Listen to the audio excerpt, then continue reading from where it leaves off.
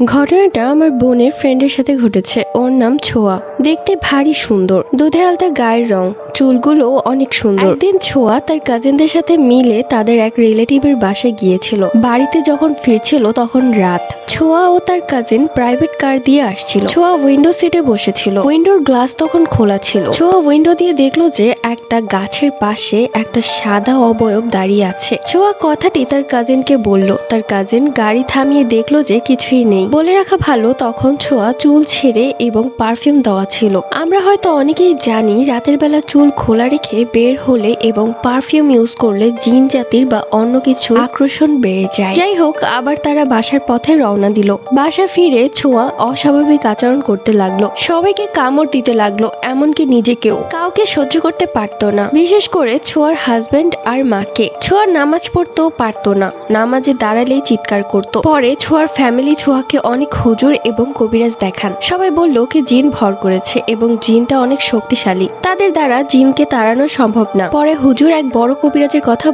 বলল শুধু ওই কবিরাজই ছোঁয়ার উপর ভর করা জিনকে তাড়াতে পারবে। ছোঁয়ার ফ্যামিলি ছোঁয়াকে হুজুরের কথা মতো ওই কবিরাজের কাছে নিয়ে যায়। কিন্তু ওই কবিরাজের জিন তাড়ানোর পদ্ধতি কিছুটা ভয়ঙ্কর। মানে ওই কবিরাজ জিন তাড়াতে ওই ব্যক্তিটাকে গাছে বেঁধে শিকল দিয়ে মারে এবং নাকে মুখে মরিচের গুঁড়ো দেয়। ওর ফ্যামিলি ছোঁয়াকে বাঁচানোর কথা ভেবে কবিরাজের কথায় রাজি হলো। কবিরাজ নিয়ম অনুসারে ছোঁয়াকে গাছে বেঁধে শিকল দিয়ে মারা শুরু করলো। পিঠে অনেক ক্ষতের দাগ এখনো আছে। ছোঁয়ার নাক মুখে মরিচের গুঁড়া দেওয়া হলো। ছোঁয়ার নাক মুখ লাল হয়ে গিয়েছিল। তারপর কবিরাজ জিনকে জিজ্ঞেস করলো, তুই কেন মেয়েটার উপরে ভর করেছিলি? জিনটা তখন বলল, ও আমার থাকার জায়গার সামনে দিয়ে চুল খোলা রেখে এবং পারফিউম ব্যবহার করে যাচ্ছিল। পাশাপাশি ওকে আমার পছন্দ হয়েছিল। কবিরাজ জিনের সাথে কথা বলে জানতে পারে জিনটা হিন্দু বংশের।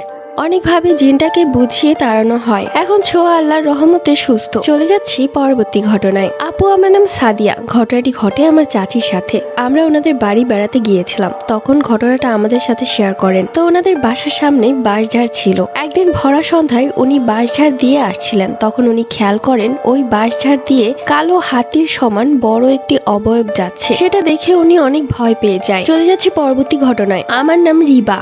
আমার মায়ের উপর একবার জিন ভর করেছিল।